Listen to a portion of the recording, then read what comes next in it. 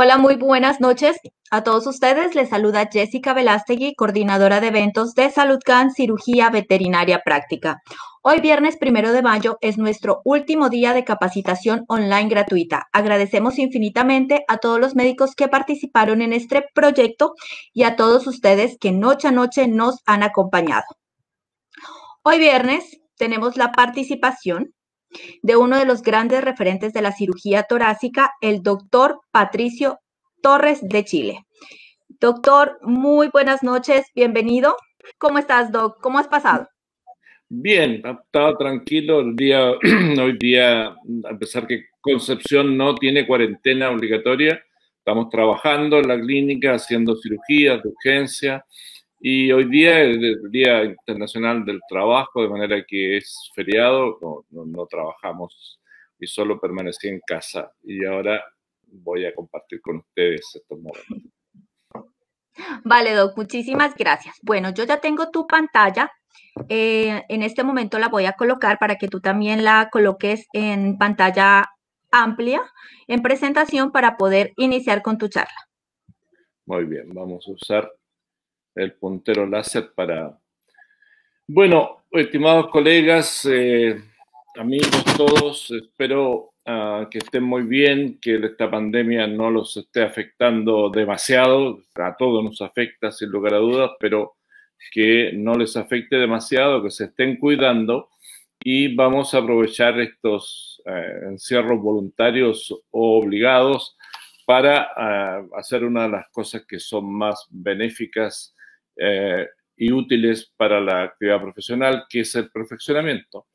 De manera que quiero compartir con ustedes hoy día el manejo quirúrgico del megaesófago congénito idiopático, que es básicamente el tema que hice para hacer la tesis de maestría en la Escuela Veterinaria de Lyon, la tan afamada escuela veterinaria por ser la primera en el mundo. Y hoy día estoy dirigiendo el Instituto Quirúrgico Veterinario, que realiza fundamentalmente cirugía de alta complejidad, y vamos a hablar entonces, a comenzar ahora ya con el tema de fondo, que es el megaesófago. El megaesófago en el perro era una tierra un poco confusa, con algo de nadie, y existían distintas denominaciones, de manera que lo primero que hice al elegir el tema, hice una exhaustiva revisión bibliográfica para la tesis y me di cuenta de esta situación, que habían nombres distintos para una misma patología, o se denominaban o se entendían que eran patologías distintas cuando en realidad son similares. Y lo primero que hice entonces, una vez realizada esta bibliografía, proponer una clasificación nueva del megaesófago en el perro, que me pareció mucho más simple y eficaz. Y así esta clasificación fue publicada en la revista Archivo de Medicina Veterinaria en el año 1997. Esta es la revista Archivo de Medicina Veterinaria, es una publicación ICI, producida por la Universidad Austral de Chile, en el cual proponía la clasificación siguiente. Decíamos que el megaesófago en el perro puede ser congénito o adquirido.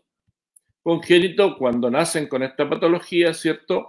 Y que también puede ser clasificado de manera megaesófago congénito parcial, cuya causa más frecuente, no la única, es la persistencia del cuarto arco aórtico derecho, que en el caso de esta patología congénita se desarrolla en el lado izquierdo del esófago y lo presiona, produciendo entonces una estrechez justo en la zona precardíaca, como muestra la radiografía esta.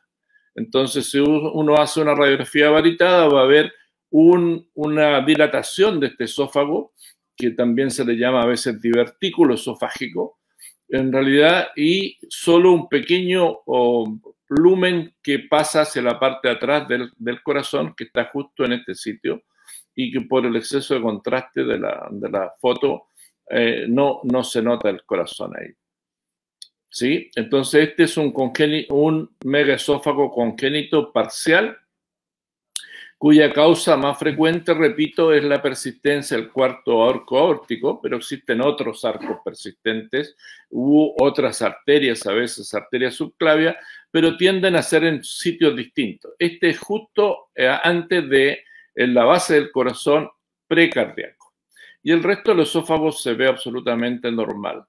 Y como ustedes pueden ver en esta radiografía, solo permite el paso de una cantidad muy pequeña de líquido y rara vez contenido sólido. La otra forma de presentación es la forma total o idiopática. Tengo un error de ortografía acá, es idiopática, ¿cierto? Y cuya imagen la muestro en la fotografía de la parte baja y vemos acá la sombra cardíaca y vemos entonces que dilatación o divertículo, ya no se le llama divertículo, ¿cierto? Abarca toda la porción cérvico-torácica del tórax y desaparece justo a la entrada del hiatus esofágico. De manera que no afecta la pequeña porción de esófago abdominal que tenemos antes de llegar al estómago. Y se ve aquí muy claramente. Y este total puede ser entonces también congénito o adquirido, que es la segunda forma. También lo es el megaesófago parcial. Así, el esófago parcial pudiera producirse por la presencia de bridas cicatriciales extraesofágicas, por ejemplo, por un tumor o por un absceso que está fuera del esófago y que lo comprime, pero la causa más frecuente es una estenosis cicatricial del esófago cuya origen más frecuente es reflujo gastroesofágico en condiciones cuando un paciente es sometido a cirugía y si no se toman las medidas, por ejemplo, que esté en ayuna, que esté medicado adecuadamente, se relaja el esfínter gastroesofágico y esto permite el reflujo de ácido clorhídrico hacia el esófago, produciendo una úlcera péptica en la pared del esófago. Si esta úlcera sobrepasa la mucosa, va a producirse una reacción inflamatoria que va a producir entonces una estenosis cicatricial. Y esta estenosis puede ser en cualquier punto del esófago, no necesariamente como en esto que está precardíaco, a nivel del cuarto o quinto espacio intercostal. Esta estenosis puede ocurrir en cualquier punto del esófago. Y esa es la causa más frecuente de la estenosis. También la ingesta de álcalis o ácidos puede producir alimentos muy calientes, pero es bastante raro esa ocurrencia. Entonces el esófago total puede ser también idiopático, que no sabemos cuál es su origen, y puede ser secundario, como mostramos acá, a una patología que produce, entre otras cosas, megaesófago. Hay alrededor de 50 patologías que se han descrito que son capaces de producir megaesófago secundario y entonces los invito a leer, por razones de tiempo no vamos a hablar de todas, pero invito a revisar este artículo que lo encuentran en la base de datos Cielo y que la pueden bajar en PDF o me escriben a alguno de mis correos y yo con mucho gusto se las envío para que profundicen en este tema. Solo les voy a mencionar algunas, como distemper, intoxicaciones con plomo, hipotiroidismo, enfermedad de Cushing, etcétera, etcétera, etcétera. Pero el 50% de los megaesófagos secundarios, totales secundarios, se deben a la miastenia gravis, que afecta principalmente a perros de edad avanzada, de perros de tercera edad o francamente viejos, y cuya primera manifestación clínica, antes de producir debilidad muscular, es la aparición del megaesófago. Y mucha gente le llamará la atención por qué la miastenia gravis afecta de esta manera el esófago del perro, por una sencilla razón. Porque como sabemos, la miastenia gravis es una enfermedad autoinmune en que se daña la placa motora de la musculatura estriada. Y el esófago del perro es de musculatura estriada. Y eso tiene una serie de connotaciones de tipo terapéuticas que son importantes de analizar. Sí, con eso quedamos. Entonces, como resumen, puede ser congénito o adquirido y puede ser parcial o total. Si es total, deberíamos investigar, adquirido total, deberíamos investigar si alguna de este listado grande de patologías está presente y, por lo tanto, tratar esa patología como tal, y va a haber algún grado de recuperación de este megaesófago. Pero el tema que nos compete hoy día es el megaesófago congénito idiopático. Y vamos a hablar entonces de las manifestaciones clínicas del megaesófago total congénito idiopático, que son la disfagia, ¿cierto? La regurgitación, y no confundirla con vómito, que es el signo cardinal del megaesófago. En este caso, la regurgitación es un elemento pasivo en que el paciente baja la cabeza y el cuello, abre las manos delanteras y pasivamente fluye entonces el alimento que estaba contenido en el esófago. Una forma de diferenciarlo es tomarle el pH de este regurgitado, de diferenciarlo por vómito, porque siempre los clientes dicen: mi perrito come y vomita. Lo otro que es muy sintomático de esta patología es que después que regurgita, porque eso es lo que hace, porque posee un apetito voraz, se vuelve a comer el alimento regurgitado. Y esa es la única patología que conozco que se produce esa conducta. ¿Sí? Y entonces lo diferenciamos del vómito midiendo con una cinta pHímetro el pH del elemento eliminado. Si es muy ácido, pH es 2, menos de 3, en cualquier modo, viene del estómago y tiene ácido clorhídrico. Si el pH es más alto que eso, 4, 5, 6, muy probablemente eso viene del esófago solamente, no tiene ácido clorhídrico, salvo que haya permanecido el alimento mucho rato allí, mucho tiempo, y se produzca fermentación, en el cual el pH puede bajar también, hacerse un poco más ácido. Esta regurgitación constante de estos pacientes, entonces, produce como principales síntomas adelgazamiento del paciente, que puede llevar a grados tan extremos como caquexia. Produce también retardo en el desarrollo, y ya habíamos mencionado el apetito voraz que todos estos pacientes tienen. Estos animalitos portadores de esta patología, perros y gatos, pueden llegar a medir o pesar la mitad del promedio de la camada, ¿no? Si una camada de ojeros alemanes, por decir algo, a los 2 meses pesa 4 kilos, estos pueden pesar 2 kilos o menos. Una patología adicional muy frecuentemente presente en los animales portadores del megaesófago congénito idiopático son las infecciones respiratorias sobreagregadas.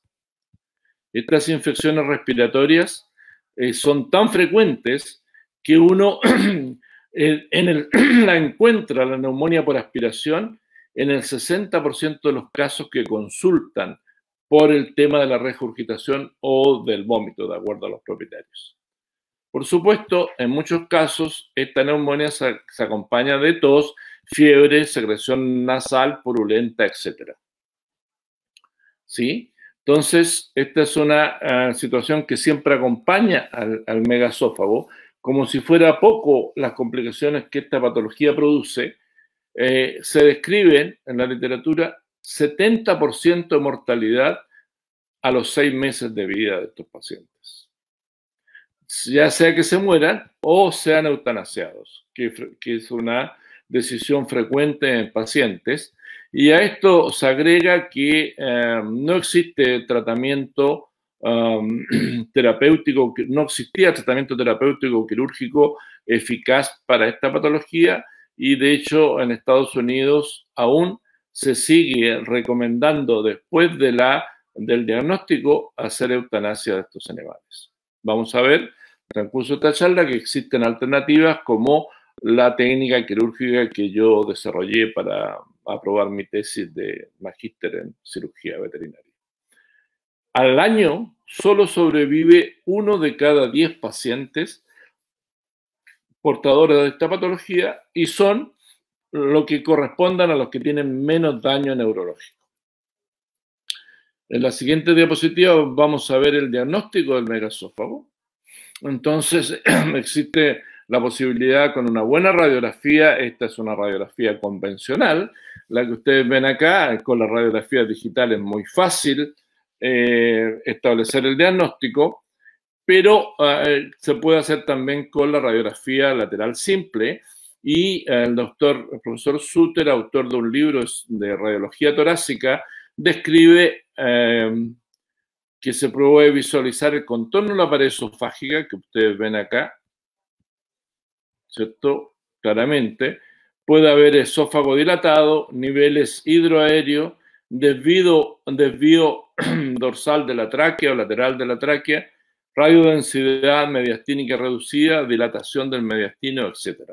Una serie de otros signos radiológicos menos evidentes.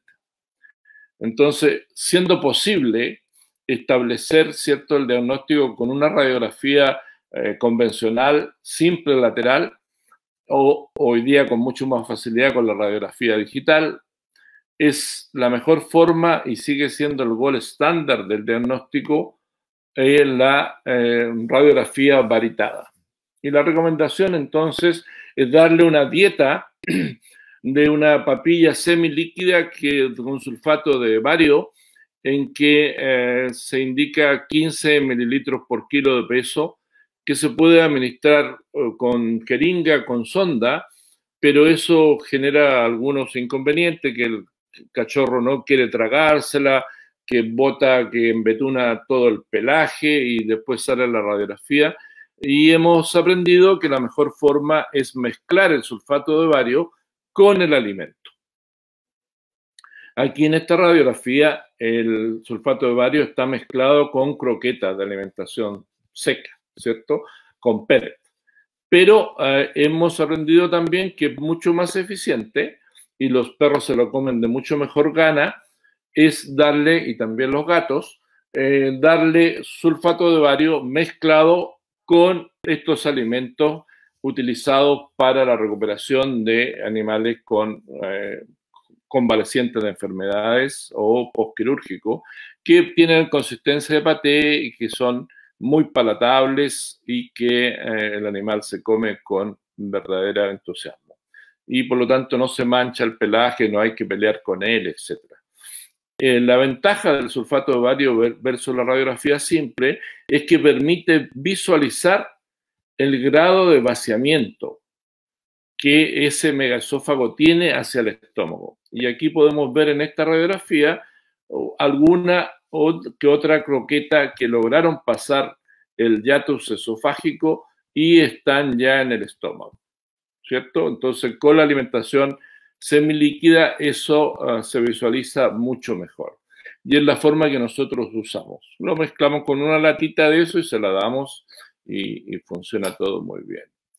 Hay otro aspecto importante que quiero compartir con ustedes, es que, bueno, aquí tenemos una radiografía simple que se ve el esófago dilatado en la porción precardíaca que está acá al corazón, y al cual se le agregó sulfato de bario a la dieta, y aquí vemos un gran divertículo precardíaco. En esto hay que tener muchísimo cuidado, porque esto puede conducir a un falso diagnóstico. Y me ha tocado a mí ver muchos casos en mi práctica quirúrgica de pacientes que han sido operados de un presunto persistencia de cuarto arco aórtico y era un megaesófago total congénito idiopático. Los colegas no encontraron algo que les pareció y no me atrevo a juzgar su comportamiento porque no tengo los antecedentes para permitirle eso, y le dijeron sí, ya está operado. Los pacientes seguían regurgitando exactamente igual y concurrían a una nueva notificación y se demostraba que en realidad era un megaesófago congénito idiopático total. no por persistencia de cuarto arco aórtico. Entonces ustedes me dirán, sí, a lo mejor tenía cuarto arco aórtico. Sí, es probable, pero muy poco probable que un paciente tenga estas dos patologías en el mismo momento y en el mismo paciente, digamos. La probabilidad es cercana a cero que esto ocurra. Lo que ocurre es que hay un problema de técnica que se los voy a explicar ahora. El problema de la técnica es que si a este paciente le damos el sulfato de bario, como en este caso, inmediatamente lo agarramos, lo acostamos sobre el chasis, en la camilla del equipo de rayos, tomamos la radiografía y vemos exactamente esto. ¿Por qué? Porque el megaesófago en el perro es producto de una parálisis de la musculatura esofágica y de una falta o déficit de peristaltismo. Y por lo tanto no conduce este sulfato de bario a la parte posterior del esófago y nos hace hacer un falso diagnóstico. Entonces el secreto es el siguiente. Si vemos acá, vemos este paciente en la izquierda de mi pantalla que estoy señalando aquí, decimos a ojos cerrados, eso es un arco aórtico, un cuarto arco aórtico persistente. Y podemos firmar con absoluta certeza el certificado de ese informe. Sin embargo, es un error. Si uno en ese momento levanta, después de darle el sulfato de bario al paciente, lo levanta de las manos y lo mantiene 30 segundos levantados y mejor aún si lo agita un poquito, levantados en posición vertical, entonces la gravedad hace que este sulfato de bario que aparecía estar retenido ahí en la dilatación precardíaca del esófago pase a la parte posterior del esófago rellenando todo ese elemento. Por lo tanto, el diagnóstico correcto es megaesófago total congénito idiopático y no megaesófago parcial congénito por persistencia cuarto aórtico. ¿Sí se entiende bien? Espero que sí, y que no se les olvide jamás. Cuando hacemos esto, mire de frente lo mismo, ¿cierto? Dorso ventral o ventrodorsal, pareciera que el diagnóstico es un cuarto arco persistente. Sin embargo, si lo levantamos y luego hacemos la radiografía, vemos que en realidad hay una gran dilatación precardíaca, pero también está dilatado la parte caudal del esófago torácico.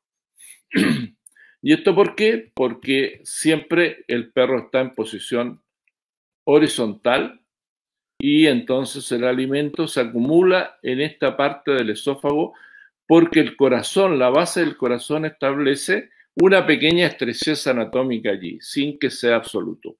Pero como no tiene peristaltismo, no pasa o pasa con dificultad a la parte posterior. De manera entonces que ojalá nunca vuelvan a tomar una radiografía sin haber precisado, sin haber hecho este gesto que no está descrito en ningún libro, por cierto, y que yo se los comparto para que no cometan errores diagnósticos.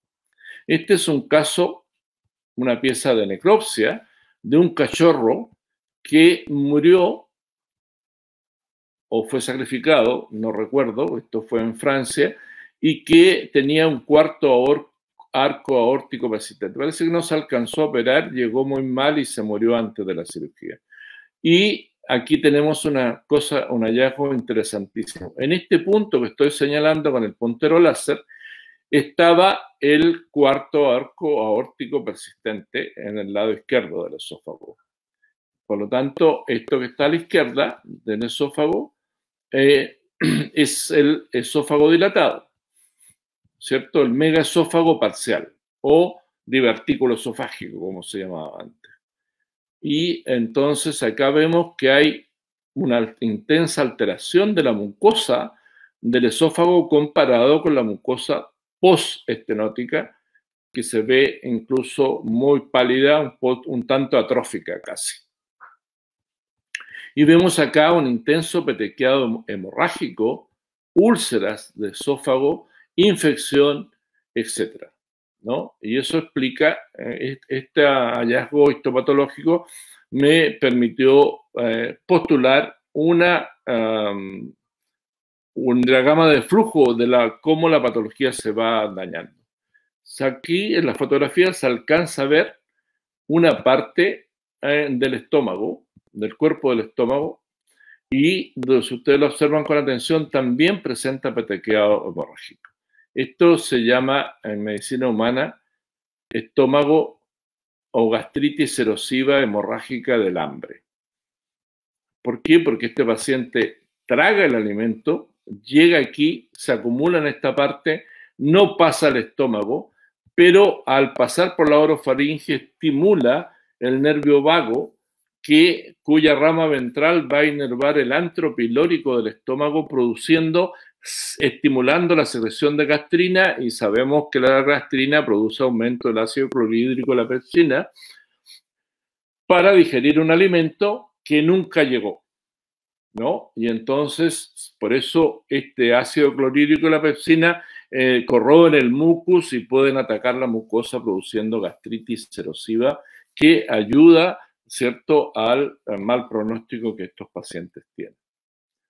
De manera entonces que para comprender adecuadamente esto, me hice un diagrama de flujo y entonces cualquiera que sea el trastorno motor inicial del esófago va a producir éxtasis alimentario, y a partir de aquí se establecen dos vías. Una de la dilatación permanente del esófago que produce isquemia, y la isquemia permanente de la mucosa produce daño de los plexos submucosos y va denervando progresivamente este plexo, así llamado. No es exactamente el plexo submucoso que conocemos en el intestino, pero no tiene una denominación propia, pero existe igualmente. Entonces se va denervando progresivamente y esto va produciendo atonía progresiva que va a llevar a mayor gravedad del éxtasis alimentario. Por la otra vía, la acumulación de alimento, fundamentalmente lo que es hidrato de carbono, va a presentar fenómenos por el éxtasis de fermentación y descenso del pH, ya que habíamos comentado, ¿cierto?, para el diagnóstico del vómito o del reflujo. Y entonces esta fermentación produce lo que vieron en la pieza anterior de necropsia, una esofagitis que puede llevar incluso a producir úlceras. Y esta esofagitis produce también, crónica, produce también denervación del plexo submucoso del plexo mioentérico. Ambas degeneraciones progresivas van produciendo mayor atonía y la mayor atonía produce aumento del éxtasis alimentario, agravando el trastorno motor inicial.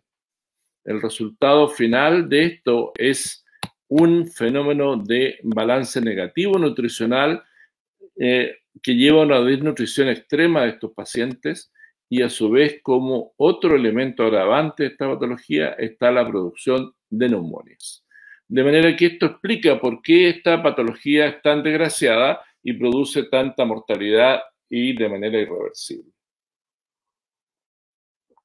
También explica por qué los pacientes que se intervienen precozmente tienen mejor resultado que los pacientes que se operan tardíamente, cosa que les voy a mostrar más adelante, pero que se lo aprovecho de señalar acá, porque a medida que pasa el tiempo, esta situación que partió con un trastorno motor inicial, cualquiera que sea por persistencia del cuarto arco aórtico o por la alteración neurológica producida por el megaesófago congénito, va a producir irreversiblemente un deterioro progresivo del esófago, hasta que se transforma en un tubo inerte, muy inflamado, muy infectado, muy alterado, en definitiva. ¿Por qué se produce entonces el megaesófago congénito idiopático? Nadie lo sabe con certeza, por eso se llama idiopático, sin origen conocido, y existen numerosas hipótesis. Una de las hipótesis más plausibles es que se debe a y con comprobación, con algún grado de certitud,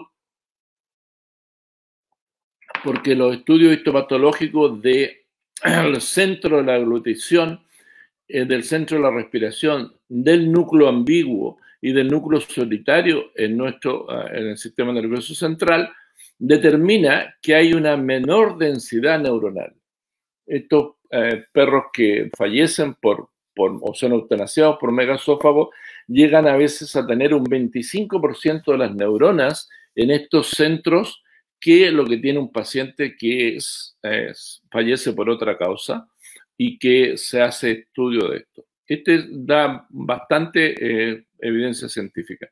Estos centros aquí amplificados, ¿cierto?, controlan vía nervio vago o décimo par en la actividad peristáltica del esófago. Cuando el bolo alimenticio llega hasta acá, produce entonces una respuesta que relaja esta parte de la musculatura, avanza el bolo y luego se contrae mediante este arco reflejo que regula el peristaltismo porción a porción del esófago, lo que permite en un continuo relajar y contraer de distintas porciones, pequeños segmentos del esófago, que el bolo alimenticio o el líquido sea conducido rápidamente al estómago, y se produce la relajación también por control del nervio vago del esfínter gastroesofágico y se va hacia el estómago. Por eso el esófago es un órgano que nunca uno va a encontrar dilatado en un estudio radiológico, a menos que tenga alguna alteración motora. Así de rápido es. Uno le da el alimento, le toma la radiografía y ya no hay alimento en el esófago, si todo funciona normal. Pero en estos pacientes, esto explica por qué funciona muy lento, pero lo otro que vimos en la diapositiva anterior explica por qué con esta lesión inicial de tipo neurológica ese megaesófago se va deteriorando cada vez más hasta llevar a la muerte o a la eutanasia a estos pacientes. Y esto también explica, este modelo, por qué un 70 o 60% de los pacientes tienen neumonía por aspiración, porque existe una estrecha interrelación entre el centro de la deglutición y el centro de la respiración, y comandados también por el núcleo ambiguo y el nódulo ambiguo y el nódulo solitario. De manera que cuando el paciente deglute alimento o comida, el centro de la respiración hace que se cierre herméticamente la epiglotis en un paciente normal y impide la aspiración del contenido que el paciente está deglutiendo. Como en esto tienen menor cantidad de neuronas, esta respuesta no es tan rápida, no es tan automática, y permite entonces el pasaje de una pequeña fracción o mucho, dependiendo del grado de deterioro neurológico, a la vía respiratoria anterior, o sea, a nivel de la tráquea, y eso en la inspiración puede llegar hasta los alvéolos, produciendo entonces las neumonias clásicas de esta patología.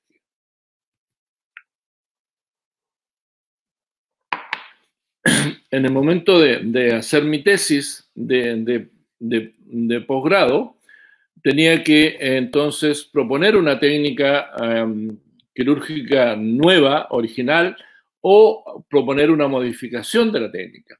Y como a mí siempre me gustó la cirugía torácica, entonces investigué el tratamiento quirúrgico del megaesófago congénito idiopático, y existían hasta ese momento varias técnicas quirúrgicas recomendadas y que salían en los libros, cuyo principio era la esofagotomía.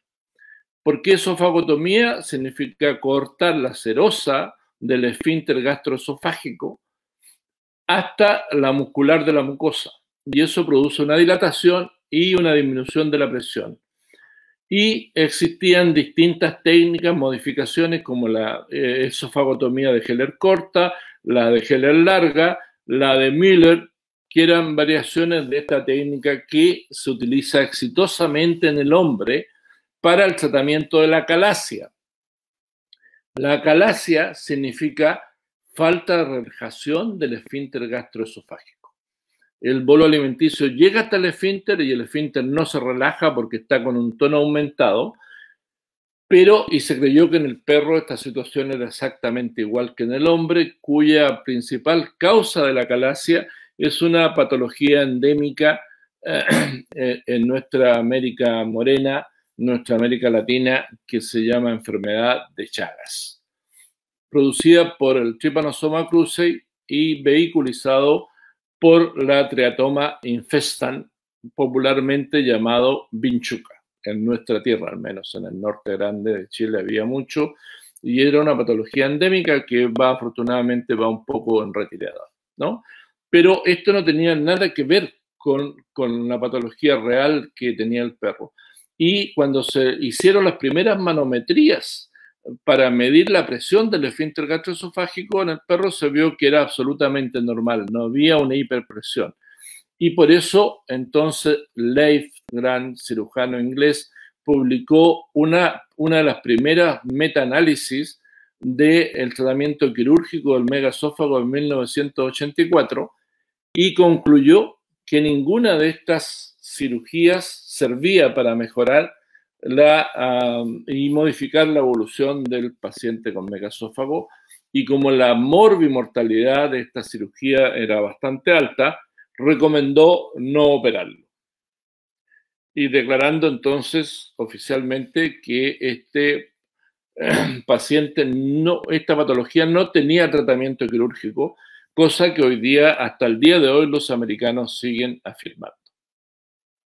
Pues bien, entonces, después de haber estudiado profusamente esta patología y haber comprendido su génesis, su fisiopatología, como que ya la he compartido con ustedes, entonces pasé a proponer una técnica absolutamente original y novedosa, que no tenía ningún parangón en la literatura mundial, que denominé cardioplastía, porque en realidad se hace una plastía del cardias, ¿no? Alguno me pregunta qué tiene que ver con el corazón. Nada, es de cardias, cardioplastía esófago-diafragmática, porque lo que hago es modificar el hiatus esofágico en estos pacientes. Y entonces presenté este proyecto de tesis, fue estudiado por una comisión científica de las 4 escuelas de veterinaria de Francia. Solo existen 4 escuelas de Francia, en Francia para 54 millones de habitantes, ahora algunos bastante menos con el coronavirus, pero y la comisión de ética, y como no existía tratamiento alguno para estos pacientes, o era la eutanasia o aceptaban el protocolo de la nueva cirugía propuesta. Afortunadamente pude operar 8 pacientes y que afortunadamente por esas cosas fantásticas no siempre andan tan bien. Los 8 anduvieron fantásticamente bien y eso me permitió entonces escribir mi tesis en francés, que fue aprobada con honores en la Escuela Veterinaria de Lyon y por la cual obtuve la maestría en cirugía veterinaria del gobierno de Francia. Y entonces aquí le muestro uno de estos pacientes, vean lo flaco que está, ya demasiado. Estos perritos cuando ya alcanzan una talla, es tan malo el balance nutricional que empiezan a digerir la grasa primero y después las proteínas, y se empiezan a comer los músculos, y eso aún agrava el tema de las neumonias por aspiración. No ventilan bien también porque tienen mala musculatura.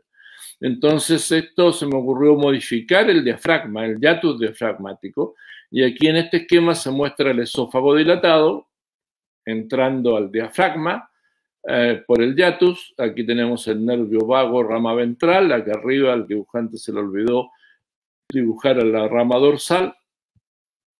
Y eso es lo que uno ve cuando ingresa al tórax por el 8º espacio intercostal izquierdo. Y lo que hacemos entonces es despegar el esófago del diafragma, cortando el ligamento esófago-diafragmático, una adherencia que existe acá. Lo despegamos por el lado izquierdo, ¿cierto? Y cortamos además una porción en media luna del diafragma. Una vez extraída esta porción de media luna, se reconstituye nuevamente el hiatus esofágico, suturando el esófago a la pared, suturando el diafragma a la pared del esófago. Como lo resistente de la pared del esófago es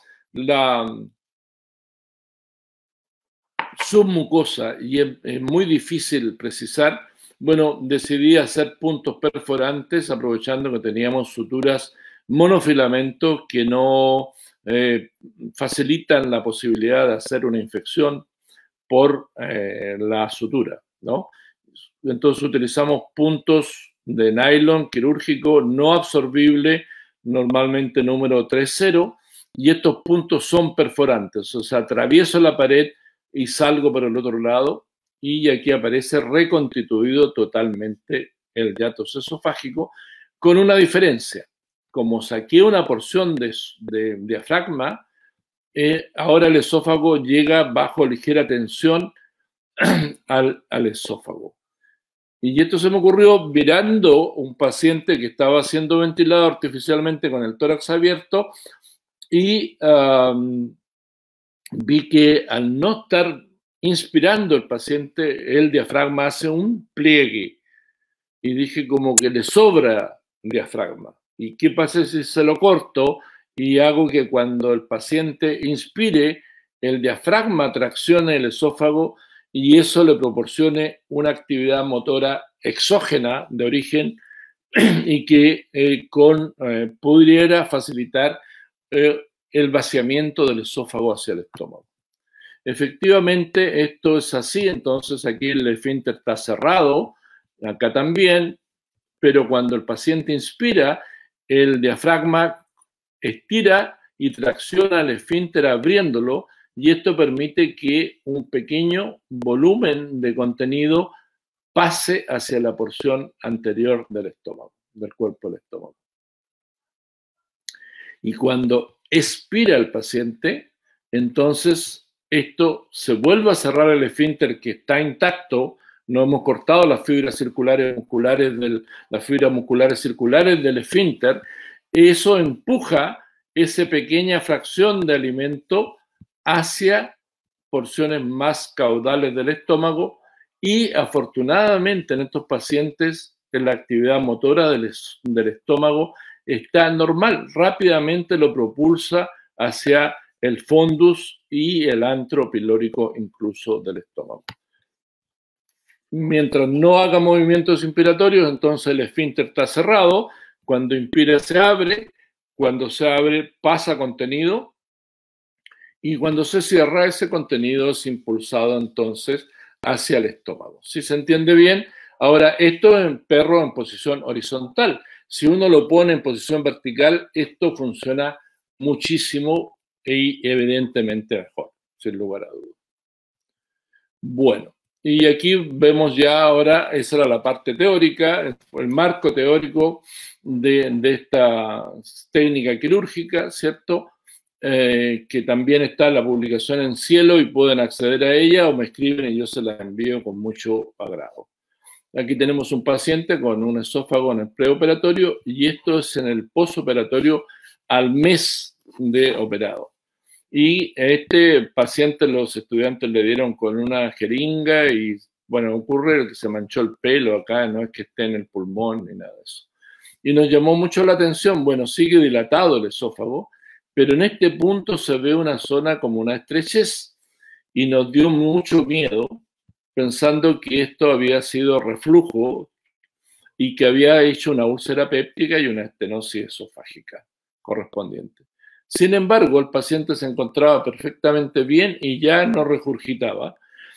Y cuando lo miramos en radioscopía, lo que observamos fue que este paciente había recuperado, lamentablemente ese video se me extravió y no tenemos servicio de radioscopía para verlo, pero lo vimos varias veces.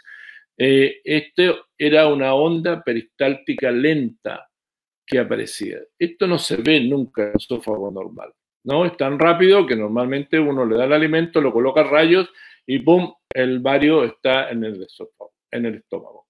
Pero acá este paciente está recuperando lentamente la actividad peristáltica. ¿Por qué razón? Porque con la técnica que favorece el vaciamiento del esófago rompimos el círculo vicioso altamente pernicioso que les mostré en ese diagrama de flujo y que hace que el esófago se deteriore progresivamente. Bueno, este esófago se va recuperando progresivamente. Así las cosas, entonces estos pacientes, después de un mes que se siguen alimentando con papilla semilíquida en altura, se les empieza a ofrecer papilla semilíquida en posición horizontal y no siguieron regurgitando. Y después de 2 meses o 3 meses ya comían pienso normal con croquetas y no regurgitaban más, afortunadamente, ¿no? Se había controlado el problema de la regurgitación. Aquí vamos a ver la técnica quirúrgica en un paciente real, ¿cierto? Estas son imágenes del libro Cirugía de Tórax Paso a Paso, Casos Clínicos, editado por mi querido amigo José Rodríguez de España, que tiene una serie de libros de cirugía paso a paso y que él lo operó con la técnica descrita por mí. Entonces aquí, bueno, se hace una toracotomía, decíamos octavo espacio intercostal a izquierdo, aquí accedemos al tórax, ¿cierto? Usando un separador costal, en este caso un retractor de Finocheto o símil, pero en este caso está separado solo con separadores tipo Faraday.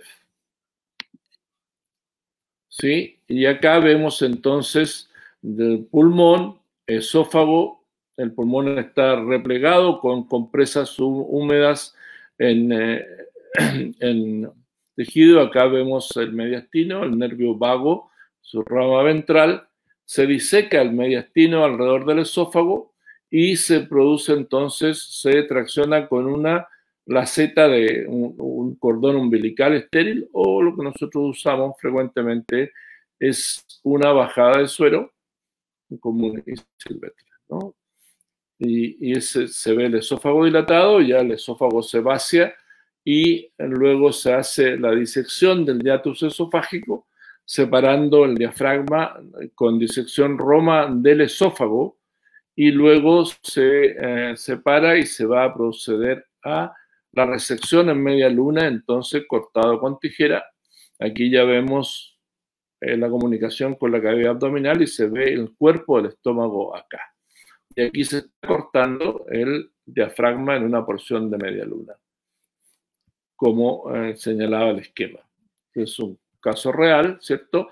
Luego de sacado ese, se reconstituye el hiatus mediante puntos de nylon, 3-0, 4-0 o 2-0, ¿cierto? Y ustedes ven acá que está reconstituido y el diafragma llega con una ligera tensión a la pared del esófago. Este es un punto crítico que siempre me pregunta, doctor, ¿y cuánto diafragma le sacamos? Mire, tanto como haga que el diafragma, cuando lo reconstituye, llega a tener una ligera tensión. Si tiene mucha tensión, pueden ceder las suturas y producirse una hernia hiatal iatrogénica, que es el punto crítico de la cirugía. Vamos a ver en las estadísticas más adelante, que es una de las complicaciones más frecuentes que ocurren. ¿Sí? Pero acá se ve muy clarito con estas imágenes, por eso uso las imágenes del libro de mi amigo, porque está todo muy bien, ¿no? Se ven muy claritas, son hechas con fotógrafos profesionales, y lo que nosotros hacemos es, durante la cirugía, alguien toma fotos con un celular y en general no son muy eficientes. Lo interesante es cómo funciona. Acá está donde entonces el doctor José Rodríguez publicó este caso, es profesor de cirugía de la Universidad de Zaragoza. En aquel entonces era el director del hospital de la Universidad de Zaragoza. Y aquí vemos entonces a Lua. Este Lua era un ovejero alemán de 4 meses que presentaba un megaesófago congénito idiopático, y esta es un mes después de operada. Y ustedes observan que efectivamente todavía el esófago sigue dilatado, ¿sí? Aquí marqué todo el contorno, pero esta radiografía es inmediatamente después de haberle dado el sulfato de bario. Y observen ustedes que la gran mayoría, no queda nada de sulfato de bario en el esófago, todo el sulfato de bario está en el estómago, y Lua nunca más regurgitó, y aquí está la semana de posoperado, y acá el mes de posoperado ha crecido, evidentemente, y están las dueñas muy contentas con la evolución de esta patología. Y eso básicamente es lo que consiste en la técnica de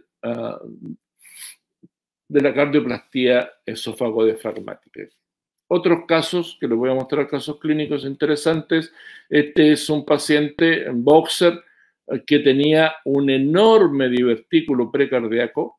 De hecho, había sido diagnosticado como persistencia cuarto arco aórtico, pero si lo colocamos en posición erguida, vertical, vemos que también está dilatado el esófago en la parte caudal, y este es el equipo médico que participó en la cirugía.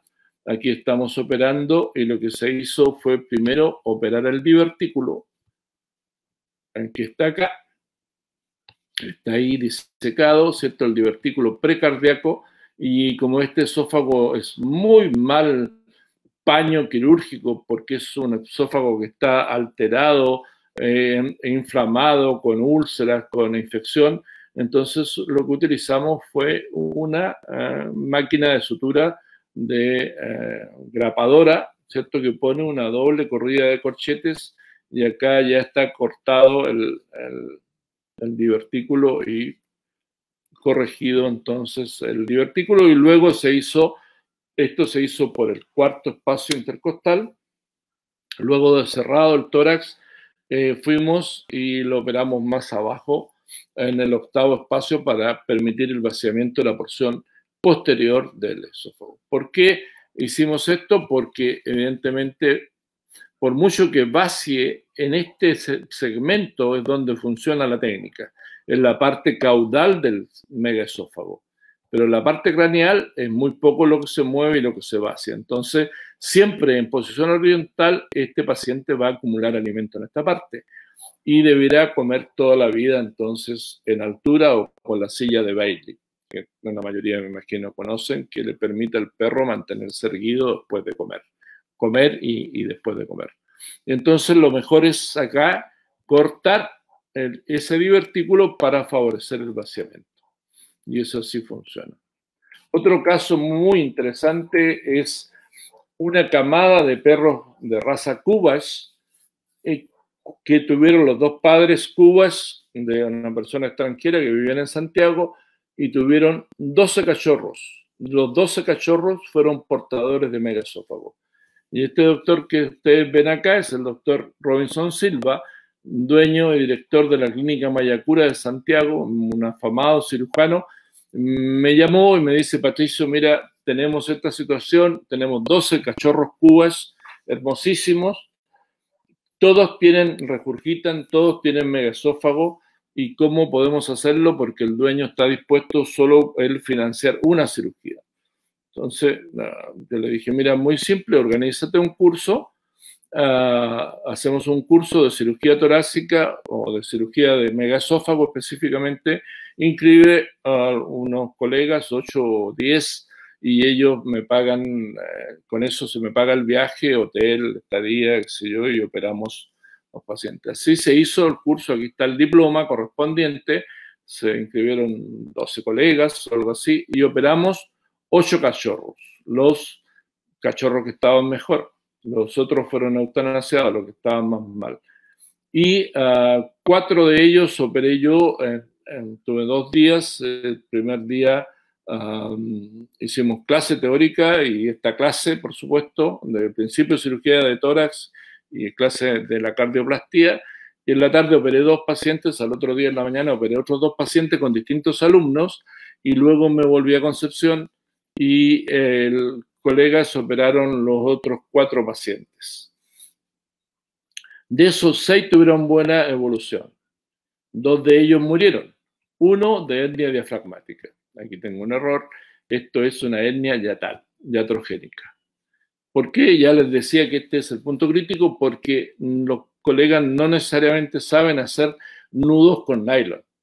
El nylon es un material quirúrgico muy resbaloso, entonces hay que hacerle 8 heminudos al menos.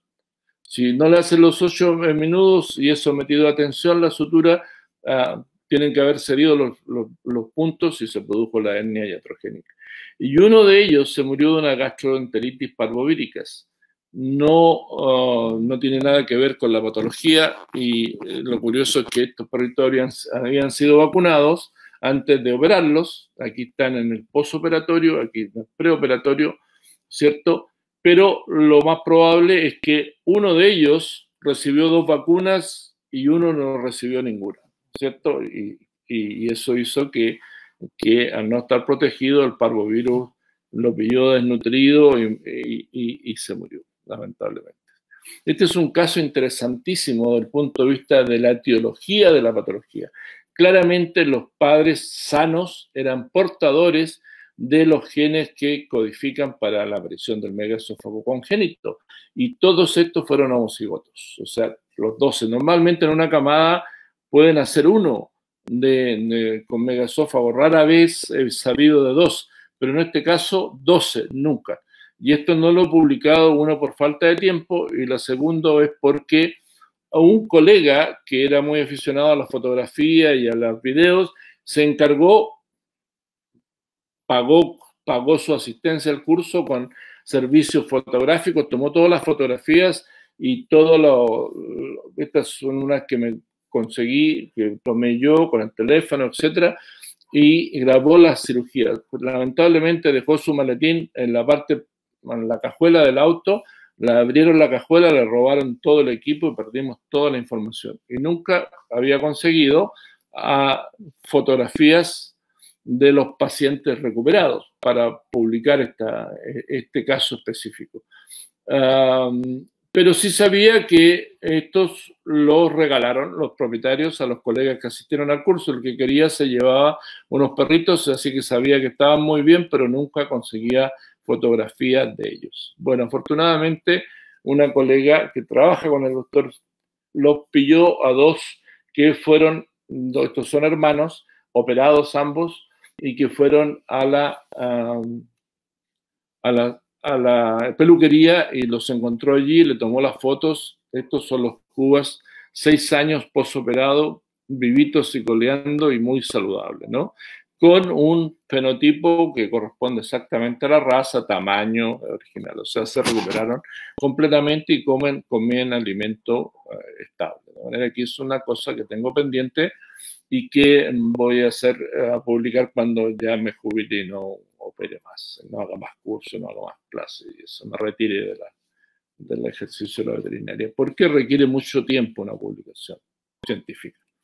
Pero la comparto con ustedes porque es válida. Otro caso muy interesante es una ovejero alemán, hija de un reproductor traído de Alemania, champion de champion, había costado carísimo, alrededor de $2,000, $3,000 la cachorra, y me llaman colegas de Coquimbo para decirme, doctor, mire, le tengo un caso de megaesófago, es una perrita ovejero alemán, en fin, que está acá, Greta, de 3 meses y medio. Esta perrita era bastante menudita, delgada. Aquí está postquirúrgico, lo está viendo su dueño.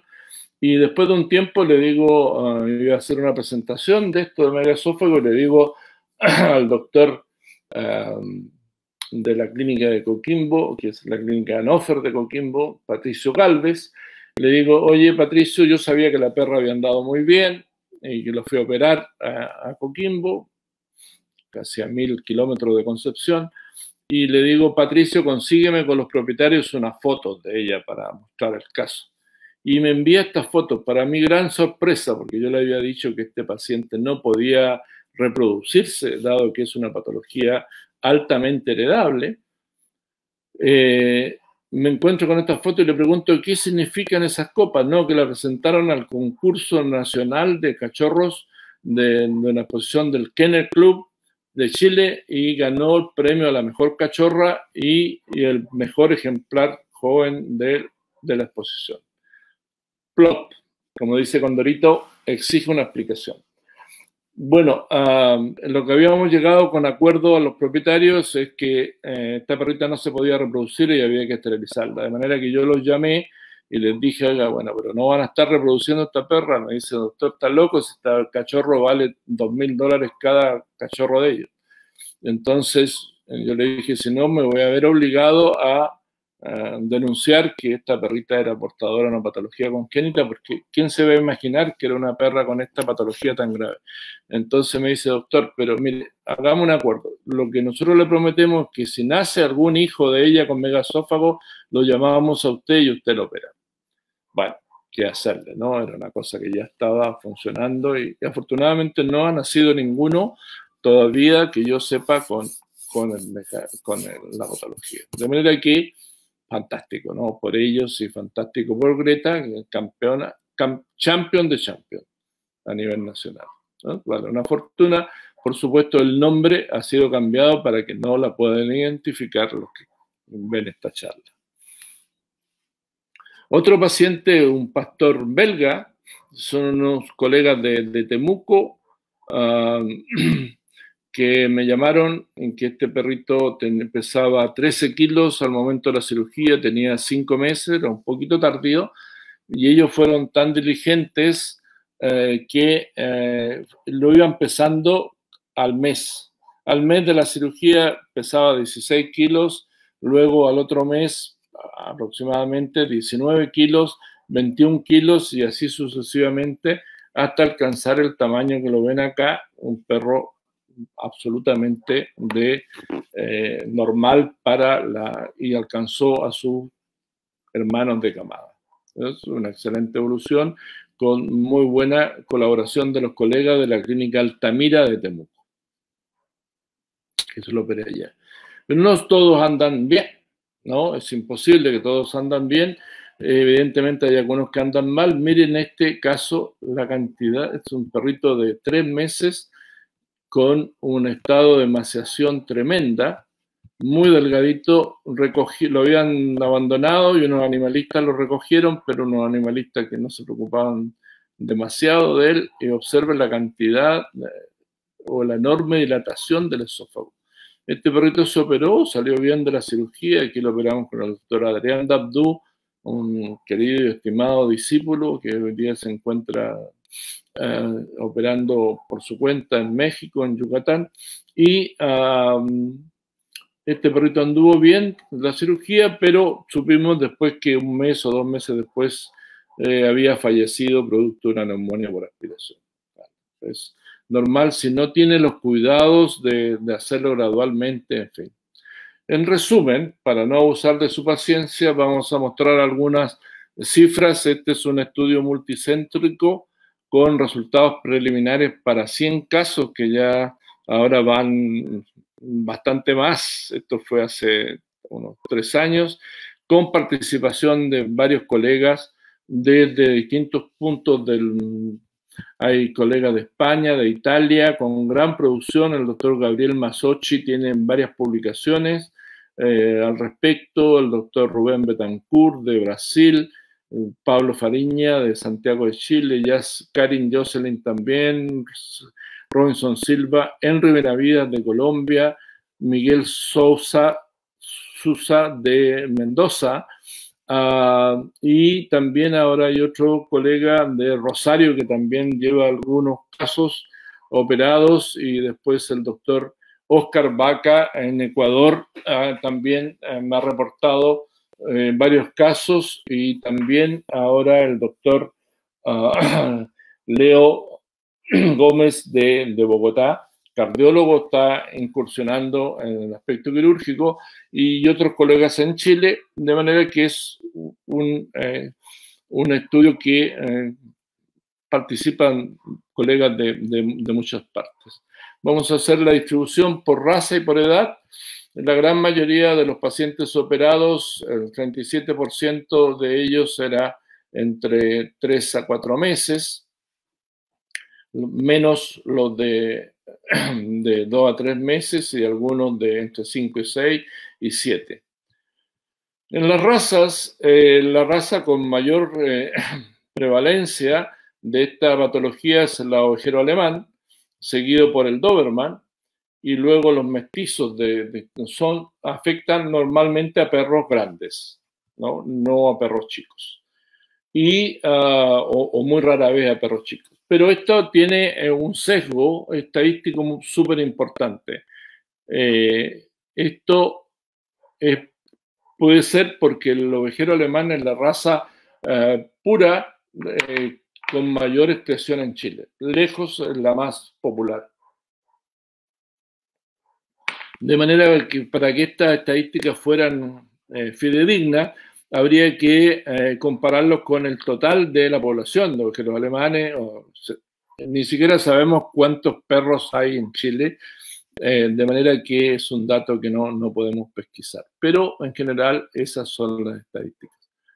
La morbimortalidad perioperatoria es de 6 casos, o sea, 6%. Intraoperatorio, un caso de aspiración del regurgitado. Este no se alcanzó a operar. No siguieron las recomendaciones en este paciente, el cuidado que hay que tener en el momento que se anestesia. El perro debe mantenerse con la cabeza en alto y hacer inducción rápida de la anestesia sin premedicación y rápidamente intubar.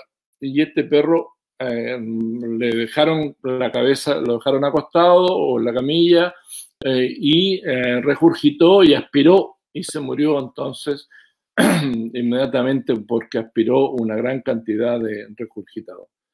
En postoperatorio 2 casos, un caso por hemorragia masiva por desgarro de la vena cava por un drenaje inadecuado que habían hecho con una bajada de suero y cuando uno le hace orificios a la manguerita, quedan bordes cortantes y el perrito no lo dejaron con collar isabelino, se despertó en su jaula de recuperación, agarró la sonda, la tiró y se desgarró la vena cava posterior y se murió de hemorragia aguda. Un caso de neumotórax iatrogénico al retirar la sonda 48 horas después de la cirugía de manera inapropiada. Uno que contra las recomendaciones de que tiene que seguir comiendo de cantidades reducidas durante un mes al menos y en altura, se metió, quedó abierta la bodega donde tenían el alimento, se comió una tremenda cantidad de alimento y fue tanto el alimento que comió que hizo una torsión gástrica. Lo que indica que la cirugía, el megaesófago se estaba vaciando bien, pero claramente su estómago no estaba preparado para tal ingesta de comida. 2 casos de dehiscencia de sutura que producen hernia iatrogénica y que terminaron en eutanasia, porque los propietarios ya no quisieron operarlo de nuevo. Esta es la contingencia más alta. Morbilidad, 4 casos de dehiscencia, infección de la herida sin mucha importancia clínica, 7%. Pero esta sí, la mitad de ellos terminaron eutanasiados. De 4 casos, 2 fueron eutanasiados, 2 se recuperaron. De hecho, uno de los pacientes que operé en Francia fue el de la torsión gástrica, y lo destorcimos y se mejoró. No, miento, no. Fue uno que hizo dehiscencia de la sutura y aprendimos ahí que es un punto en contra y de preocupar, un punto crítico.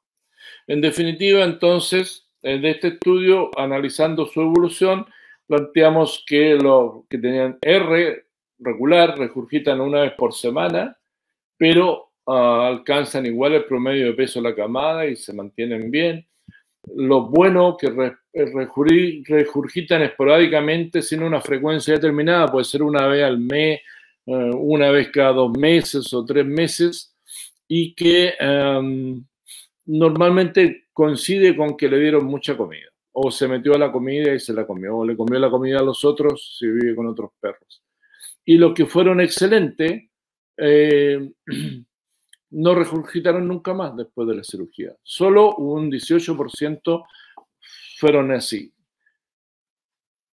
52% fueron buenos y regulares un 30%, pero como digo, todos tienen balance positivo, los que no se murieron en general y alcanzan el promedio de tamaño y peso de la camada. De manera que los resultados son bastante buenos. Esto llevó a que se hicieran, el doctor José Rodríguez incluyera esta técnica en su libro Cirugía, Atlas de Cirugía Paso por Paso, que está la versión española y que después, un año después, se hizo la versión en tórax de la editorial Cervera en España, dado el éxito que tuvo la edición en español. Y aquí está la técnica, los casos. Siempre me preguntan, doctor, ¿y qué pasa con los gatos? ¿Tienen megaesófagos? Sí, sí tienen también. Y esto, aunque es de perros, no puedo dejar de contarlos. Los megaesófagos tienen, pero hay escasa reporte en la literatura, poca experiencia clínica, la signología es similar. Son gatitos de menor tamaño, regurgitan. Al parecer es mejor tolerado en los gatos, puede ser por su pequeño tamaño o porque los gatos inteligentemente comen y se suben por una pared o se levantan de las manos para ayudar el vaciamiento. Este es uno de los primeros gatitos que vi. Miren el tamaño que tenía, 2-3 meses. Y cuando me preguntaban, ¿y qué tal anda la cirugía en esto? Mira, le digo, no tengo experiencia. No he logrado operar uno. He tenido 2 casos listos para operarlo, pero uno se perdió y el otro se murió sin que me lo trajeran. Y entonces, haciendo clase en un diplomado de cirugía en el Hospital Veterinario Santiago, el hospital más grande e importante veterinario que existe en Santiago, haciendo clase de cirugía torácica, a los alumnos les digo, mire, tanto las ganas que tengo de operar a este paciente que si ustedes consiguen uno, vengo y lo opero gratis. Bueno, por la boca muere el pez, dicen en mi tierra, y también me imagino que las de ustedes.